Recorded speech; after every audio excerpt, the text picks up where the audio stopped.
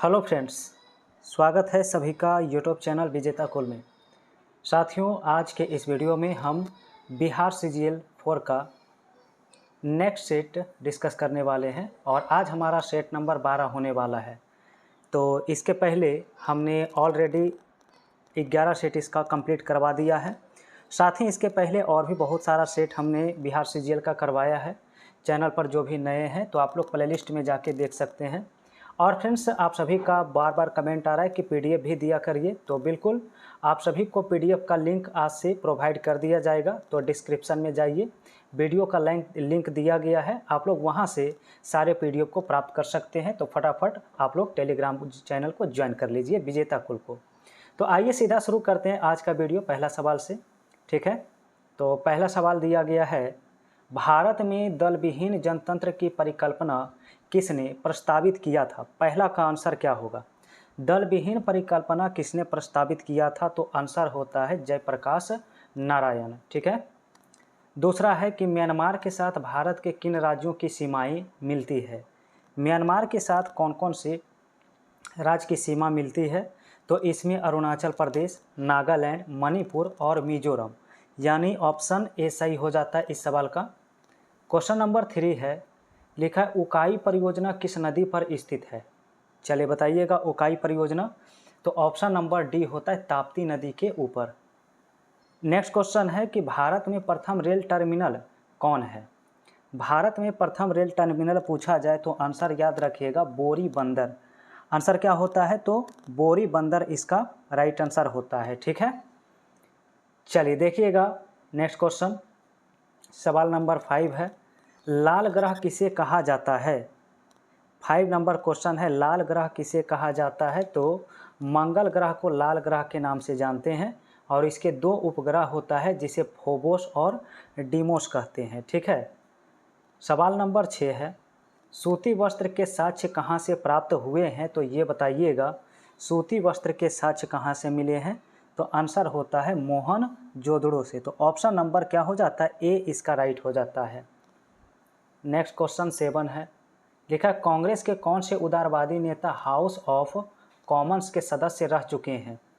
तो house of Commons के सदस्य कौन रह चुके हैं? तो आंसर होता है दादा भाई नौरोजी।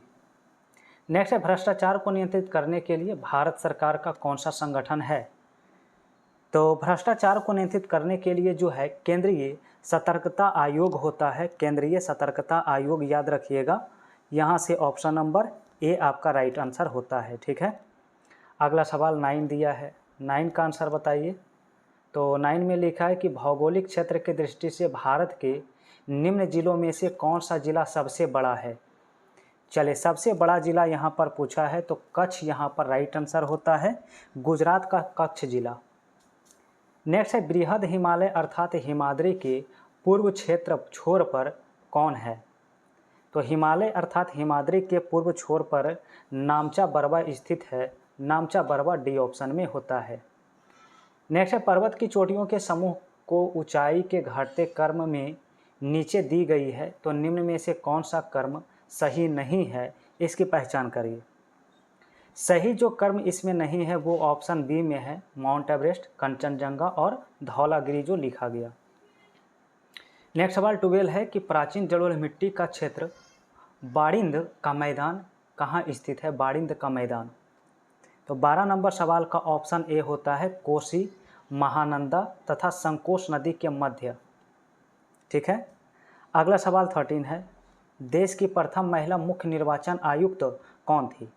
ठीक है। तो पहली महिला मुख्य निर्वाचन आयुक्त बनी थी बीएस रमा देवी। आंसर इसका सी हो जाएगा। ठीक है। और नेक्स्ट क्वेश्चन देखेंगे 14 है, संपर्क से क्या होता है बताइए?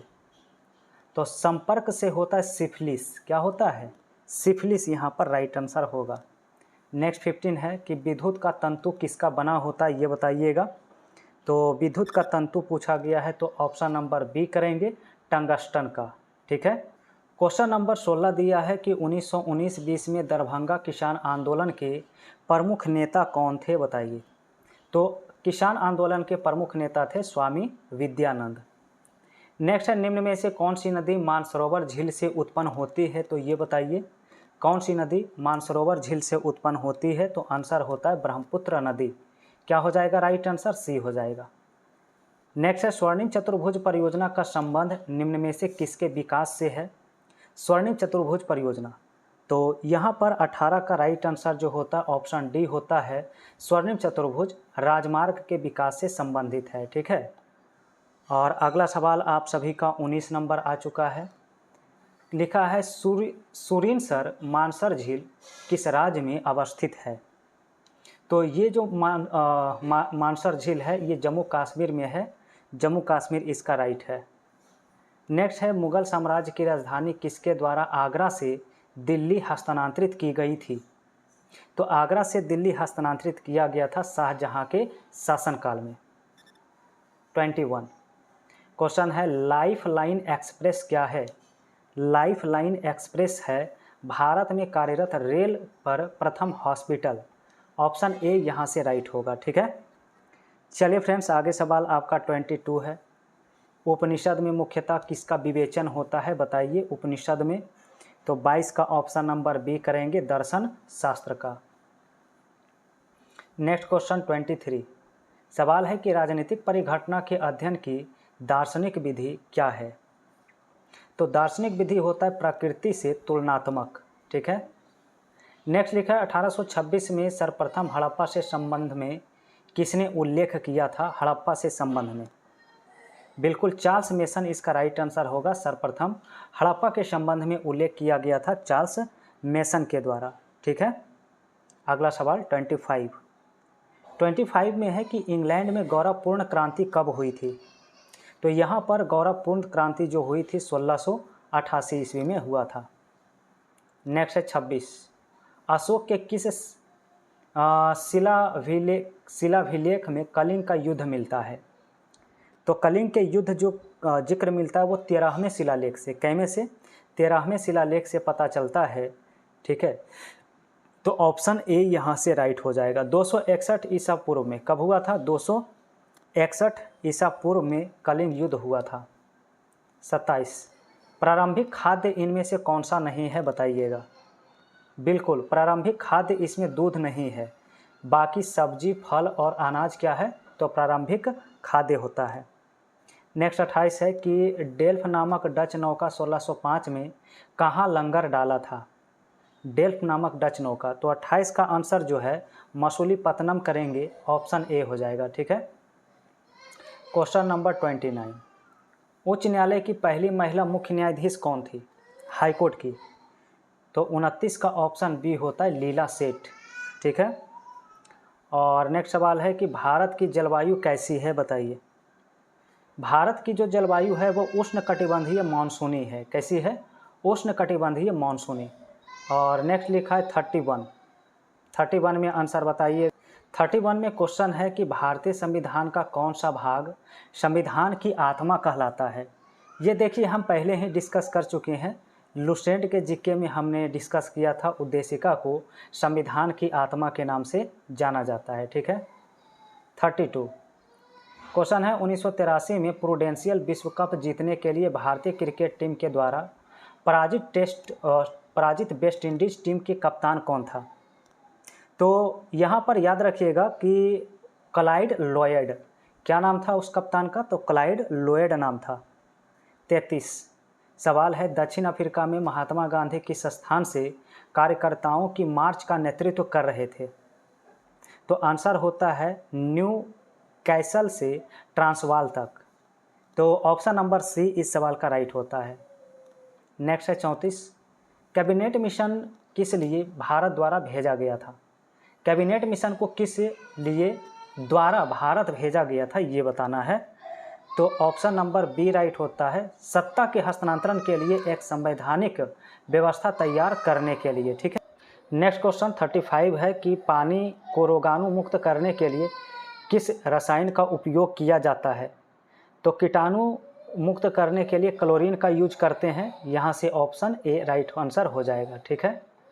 अगला सवाल 36 है 1961 में पहली बार दोनों सदनों में गतिरोध दूर करने के लिए संयुक्त अधिवेशन किस विधेयक के लिए बुलाया गया था? तो 36 के लिए जो है ऑप्शन ए हो जाएगा दहेज निरोधक विधेयक के लिए, ठीक है, तो दहेज निरोधक विधेयक के लिए ऑप्शन ए हो जाएगा राइट आंसर। नेक्स्ट है कौन भौतिक पूंजी का उदाहरण इनमें नहीं है। चलिए देखिएगा कौन सा ऑप्शन इसका सही हो जाएगा जो भौतिक पूंजी नहीं है। तो देखिए यहाँ पर शिक्षा एवं प्रशिक्षण जो लिखा है ये भौतिक पूंजी नहीं है, बाकी यंत्र मशीनें, भवन, कच्चा माल ये सभी भौतिक पूंजी हैं, ठीक है। नेक्स्ट 38 है, लिखा निकट दृष्टि दोष का निवारण किस लेंस से किया जाता है। तो निकट दृष्टि दोष को दूर किया जाता है अवतल लेंस से, ठीक है। नेक्स्ट है निम्न में से किस क्षेत्र में मौसमी बेरोजगारी की समस्या होती है। तो मौसमी बेरोजगारी की जो समस्या होती है वो देखने को मिलता है कृषि क्षेत्र में, ठीक है, कृषि क्षेत्र में। नेक्स्ट है आर्टिकल 51 किससे संबंधित है। आर्टिकल 51 तो ये राज्य के नीति निर्देशक तत्व से संबंधित है, क्योंकि 36 से 51 तक जो है वो राज्य के नीति निर्देशक तत्व के तहत दिया गया है। नेक्स्ट 41 नंबर सवाल है कि क्षार धातुओं में क्या होती है। बिल्कुल यहाँ पर आयनन ऊर्जा कम होती है, क्षार धातुओं में कम आयनन ऊर्जा, यानी ऑप्शन बी राइट आंसर हो जाता है।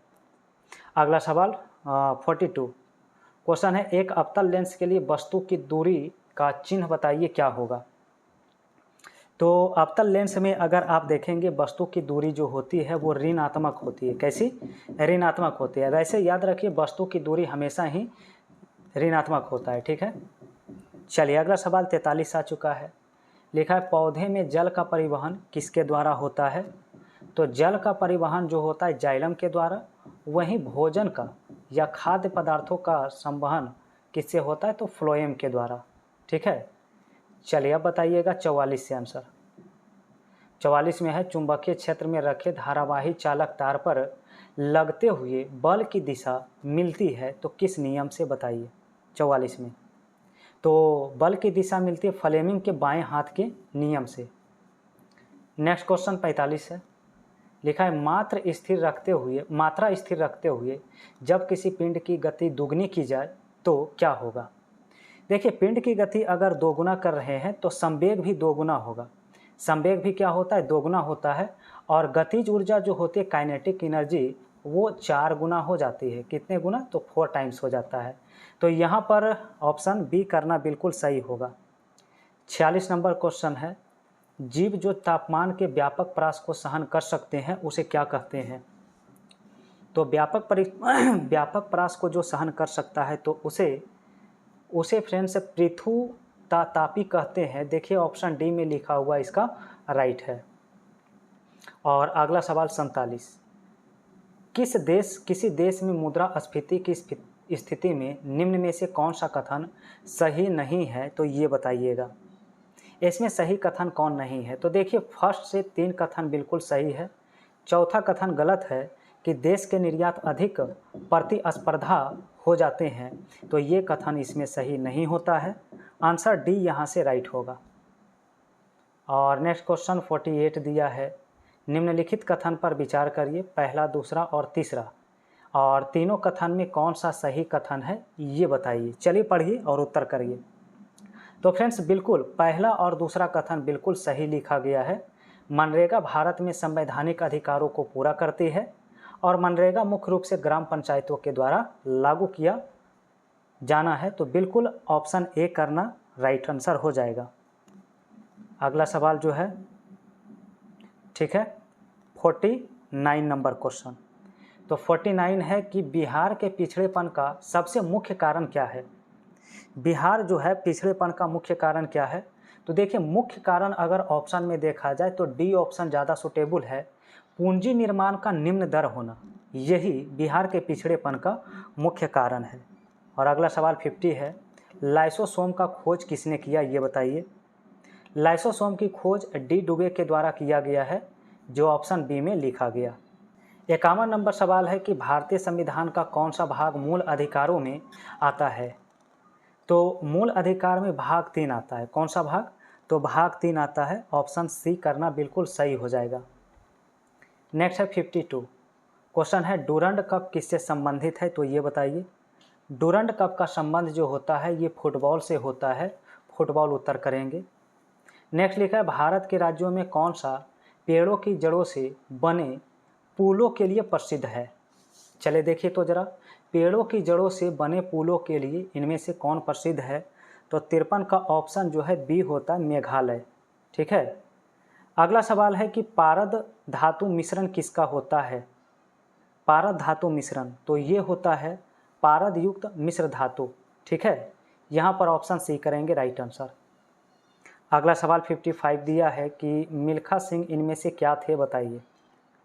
तो मिल्खा सिंह एक नामी धावक थे, एक प्रसिद्ध क्या है, धावक है। ठीक है। और अगला सवाल 56 है। क्वेश्चन है ग्रैमी अवार्ड किस क्षेत्र से संबंधित है, तो बताइए। ग्रैमी अवार्ड, तो ग्रैमी अवार्ड का संबंध जो है वो संगीत से है। नेक्स्ट है भारत में वीरता के लिए 2 सर्वोच्च पुरस्कार कौन कौन सा होता है।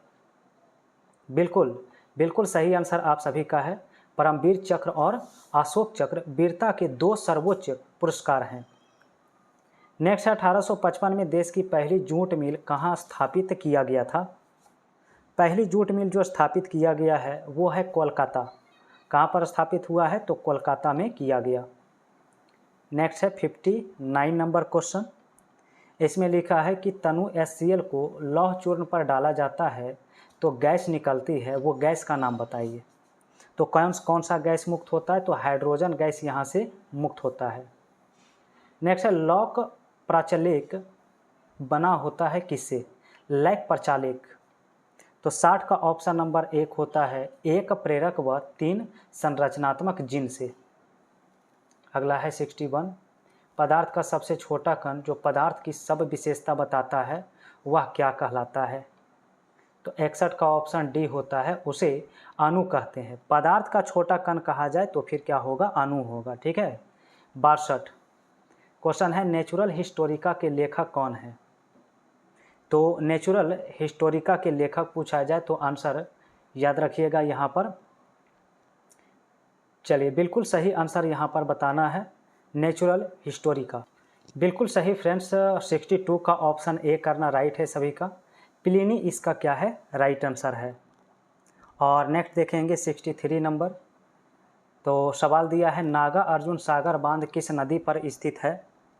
नागा अर्जुन सागर बांध, तो कृष्णा नदी उत्तर करेंगे, कृष्णा नदी। नेक्स्ट लिखा है कि ये 64 नंबर सवाल है। लिखा गया इंडिया ऑफ माई ड्रीम्स किताब किसके द्वारा लिखा गया। इंडिया ऑफ माई ड्रीम्स पुस्तक किसके द्वारा बिल्कुल सही जो आंसर इसका होता Mahatma Gandhi. India of my dreams किताब जो संग्रह है ये महात्मा गांधी का है। यहाँ से ऑप्शन नंबर डी इसका क्या होता है, राइट आंसर होता है। नेक्स्ट है कि विश्व स्वास्थ्य संगठन की स्थापना कब हुई थी। WHO वर्ल्ड हेल्थ ऑर्गेनाइजेशन की स्थापना कब हुई थी, तो ये बताना है। तो ऑप्शन नंबर याद रखिएगा, ऑप्शन नंबर ए होता है 1948। 65 है जल राशि जो भारत और श्रीलंका को पृथक करती है उसे क्या कहा जाता है। तो भारत और श्रीलंका को अलग करती है उसे पाक जल संधि कहते हैं। नेक्स्ट है 66, एशियन गेम्स 2026 जो जापान में आयोजित होंगे में पहली बार कौन सा कैंपबेट सपोर्ट शामिल किया जाएगा। देखिएगा ज़रा 66 का आंसर, तो ऑप्शन सी करेंगे मिक्स्ड मार्शल आर्ट्स। ठीक है। नेक्स्ट लिखा है कि care edge rating state ranking 2025 के अनुसार समग्र प्रदर्शन के आधार पर शीर्ष 3 राज्य कौन हैं। तो इसमें शीर्ष 3 राज्य जो आपका आता है महाराष्ट्र, गुजरात और कर्नाटक। नेक्स्ट है 68, पहलगाम आतंकी हमले के बाद भारत सरकार द्वारा पाकिस्तान के सभी प्रकार के माल के आयात और परगमन पर प्रतिबंध लगाने का मुख्य कारण क्या है। चलिए 68 का आंसर बताइएगा। बिल्कुल सही उत्तर जो होगा ऑप्शन सी, राष्ट्रीय सुरक्षा और सीमा पर आतंकवाद की फंडिंग को रोकना। नेक्स्ट लिखा 2008 से 25 तक की IPL विजेताओं की सूची के अनुसार किस वर्ष रॉयल चैलेंजर्स बेंगलोर RCB ने IPL ट्रॉफी जीता। चले 69 का ऑप्शन आपका दिया गया है, तो देखिएगा RCB ने किस वर्ष IPL ट्रॉफी जीता है। तो बहुत ही चर्चा में रहा था, फटाफट कमेंट करके बताइए आप लोग कौन सा उत्तर इसका सही होगा। ठीक है। तो बिल्कुल 2025 में, यानी इसी वर्ष 2025 में। नेक्स्ट क्वेश्चन है 70। क्वेश्चन है ग्लेन मैक्सवेल ने वनडे क्रिकेट से संन्यास क्यों लिया, जैसा कि दिए गए पाठ में बताया गया है। तो ऑप्शन देखिए। उनके संन्यास लेने का कारण है कि वह T20 राष्ट्रीय मैचों पर ध्यान केंद्रित करना चाहते थे और उनका शरीर 50 ओवर के प्रारूप के लिए संघर्ष कर रहा था। अगला है 71। क्वेश्चन है हाल ही में दिवंगत हुई बी सरोजा देवी किस क्षेत्र की एक प्रसिद्ध हस्ती थी। तो आंसर होता है सिनेमा क्षेत्र की। नेक्स्ट है यूनिसेफ और WHO की हालिया रिपोर्ट के अनुसार 2024 में किस क्षेत्र ने बच्चों के टीकाकरण में अब तक का सर्वोच्च स्तर हासिल किया है। तो 72 का राइट आंसर जो है सी होता है दक्षिण एशिया। नेक्स्ट है 73। भारत और सिंगापुर के बीच होने वाले 14वें संयुक्त सैन्य अभ्यास एक्सरसाइज बोल्ड कुरुक्षेत्र 2025 का आयोजन कहाँ किया जा रहा है। तो बिल्कुल ऑप्शन बी करना राइट होगा, जोधपुर में। ठीक है, यह अभ्यास जो है कहाँ किया जा रहा है, तो जोधपुर में किया जा रहा है। और अगला सवाल 74 दिया है तमिलनाडु वन विभाग 50 करोड़ के लुप्तप्राय प्रजाति संरक्षण कोष के प्रबंधन किस संस्थान को सौंपा है ताकि वन जीव संरक्षण प्रयासों को प्रभावी रूप से लागू किया जा सके। तो 74 का ऑप्शन सी होता है advance institute of wild life conservation. और ये रहा आपका अंतिम सवाल 75। अमेजन वर्षा वन में खोजी गई एनाकोंडा की नई प्रजाति नॉर्दर्न ग्रीन एनाकोंडा पहले ज्ञात एनाकोंडा से आनुवांशिक रूप से कितनी भिन्न है। 75 का ऑप्शन बी होता है लगभग 5.5%। ठीक है, लगभग 5.5% इसका राइट आंसर होता है। तो फ्रेंड्स ये रहे आज के सेट का कंप्लीट जीके जीएस, जिसमें 75 क्वेश्चन हमने पूरा डिस्कस किया है। अब आप लोग देखिए कि आज के इस प्रैक्टिस सेट में आपसे कितना सही हुआ है। चलिए, और फ्रेंड्स आपका PDF भी बिल्कुल मिल जाएगा। PDF के लिए आप लोग वीडियो के डिस्क्रिप्शन में जाइए, लिंक दिया हुआ है टेलीग्राम चैनल का। तो टेलीग्राम चैनल पे आपको अब हर सेट का आपको PDF मिल जाएगा। ठीक है, तो फ्रेंड्स अगर वीडियो पसंद आए तो वीडियो को लाइक करिए, शेयर करिए, और चैनल पर पहली बार जुड़े हैं तो चैनल को सब्सक्राइब करिए।